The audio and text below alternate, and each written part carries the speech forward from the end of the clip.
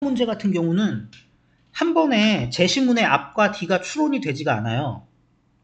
일단 한번 보면은 우리는 받아들인다. 그 진술을. 그 진술? 이거를 원인을 식별해주는 것으로 받아들인대. 원인을 식별하는 기능을 하는 그 진술이 일단 존재해. 뭐에도 불구하고 애들도 그렇고 우리도 그렇고 알지 못함에도 불구하고 관련된 법칙을. 그러면 최소한 앞쪽에는 일단 좀 애들 얘기가 나왔으니까 아이들에 대한 언급이 나와야 되고, 원인을 판단하게 해주는 원인 식별 기능을 하는 진술에 대한 언급이 나와야 돼. 그리고 나서 우리가 그걸 그냥 받아들인다는 거잖아. 관련 법칙을 몰라도. 근데 이 뒤쪽은 사실 가능성이 너무 많아. 그냥 받아들인다. 왜 관련 법칙 모르는데 그냥 받아들여?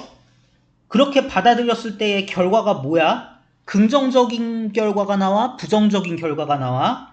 아니면 이 상황과 반대되는 어떤 내용이 나올래나? 사실은 가능성의 수가 한도 끝도 없이 있다고. 그러면 앞에 것만 가지고 푸나요?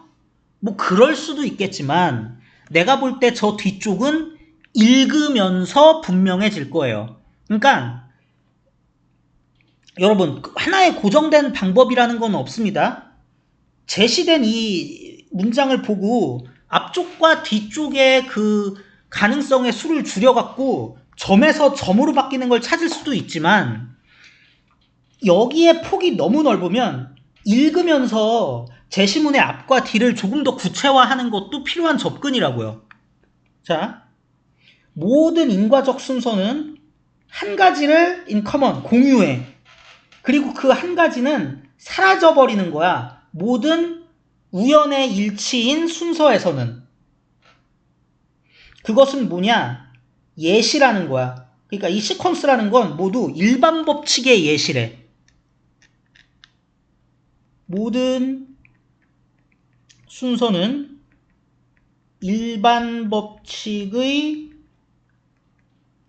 예시다. 근데 일단 1번이 정답일 수는 없을 것 같아요. 왜냐면 원인 식별을 할 수 있는 진술, 애들과 관련돼 갖고 뭐 어떤 관련인지는 모르겠지만 그거에 대한 언급이 아예 없어요. 어쨌든 모든 시퀀스는 일반 법칙의 예시다라는 이런 철학적 이론은, 그거는 기원을 어디다 돌린대? 18세기의 경험주의 철학자인 데이비드 휴먼한테 돌리는 건데, 뭐 어쨌든 간에 이런 철학적 이론은 요구하지 않는데 모든 인과적 주장에다가 우리가 이미 알아야 된다고. 법칙을, 원인과 결과를 연결해주는 법칙을 우리가 이미 알아야 된다고 주장하지 않아. 그럼 일단 2번 애들 얘기 없었으니까 정답일 가능성 없지만, 그걸 떠나서 이런 그 얘들은 뭐라고요? 법칙을 몰라도 어떤 원인 결과의 인과적 주장이 가능한 건가 봐. 자, 우리가 정확히 뭐라고 주장하냐? 애들은 설명할 거래. 애들 나왔어요.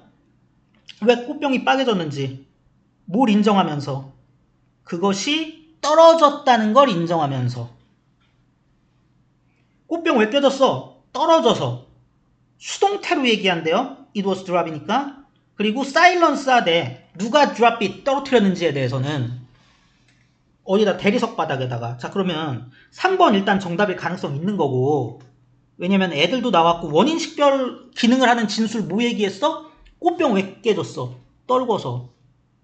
그러면은 who drop it은 굳이 따지자면 뭘 것 같아요? 어떤 법칙에 해당되겠지. 비유를 보자면. 근데 누가 떨궜는지 몰라도 떨어져서 깨졌다는 알 수 있다고. 그죠?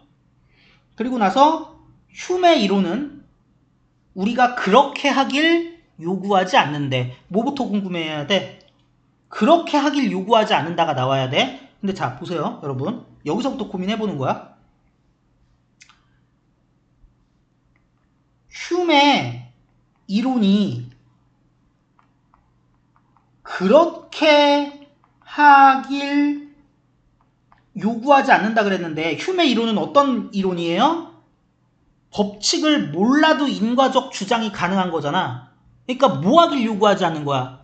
법칙을 알길 요구하지 않는 거지. 근데 만약에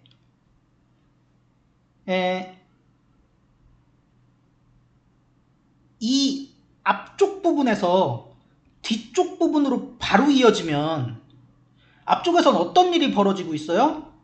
애들이 휴메 이론에 따라서 누가 깼는진 몰라도 떨어져서 깨졌다. 그러니까 일반 법칙을 모르고도 인과적 주장을 하고 있는데 그게 휴메 이론의 모습인데 만약에 이 앞쪽에서 뒤쪽으로 중간에 뭐가 없이 그냥 이어지는 거면 휴메 이론대로 했는데 휴메 이론이 그렇게 하길 요구하지 않는 게 되는 거잖아. 이건 모순이잖아요. 그럼 이건 뭐냐고. 알길 그렇게 하길 요구하지 않는다는 건 법칙을 알길 요구하지 않는다는 거니까 우리 제시문에 이걸 얘기하는 거지. 그럼 뭘 요구하는데? 그것은 오로지 뭘 요구한대? 법칙이 존재하길 요구한대. 그 법칙은 뭐 알려졌을 수도 있고 아직 발견되지 않았을 수도 있는데 어쨌든 그렇게 하는 법칙이 존재하길 요구한대. 그러면 이거 뭐야? 이 법칙을 모르더라도 이 진술을 받아들인다고 했는데 그러면 여기는 뭐예요? 그럼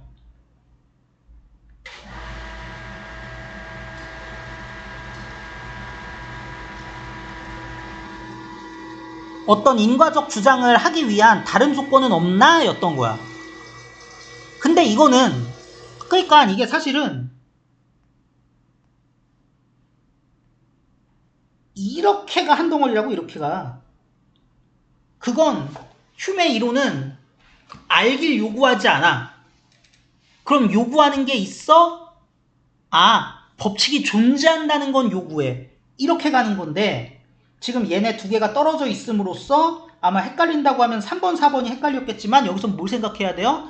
3번으로 갔을 때의 인과적 관계와 4번으로 갔을 때의 인과적 관계, 그러니까 이 논리적 관계에 모순이 있는지 없는지.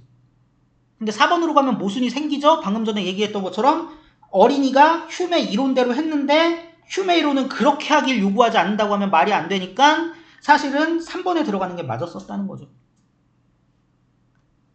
그래서 과학적 작업은 발견해내는 거야, 법칙을. 그리고 이용하는 거래, 그거를. 나중에 그 결과의 설명에 있어서. 자, 뭐 어쨌든 이렇게 됐고요. 그래서 깔끔하게 이 앞뒤가 안 나올 수 있어요. 그럼 어떻게 해야 된다고? 읽으면서 논리적으로 따져보면서 이걸 나중에 채울 수 있다고. 뭐 경우에 따라서는 이걸 채울 수도 있고. 하지만 어쨌든 간에 연습을 하셔야 됩니다. 아무렇게나 읽고 느낌으로 푸는 건 절대 안 됩니다. 그거를 우리가 이 2번 문제를 통해서 볼 수 있었다라는 것이죠.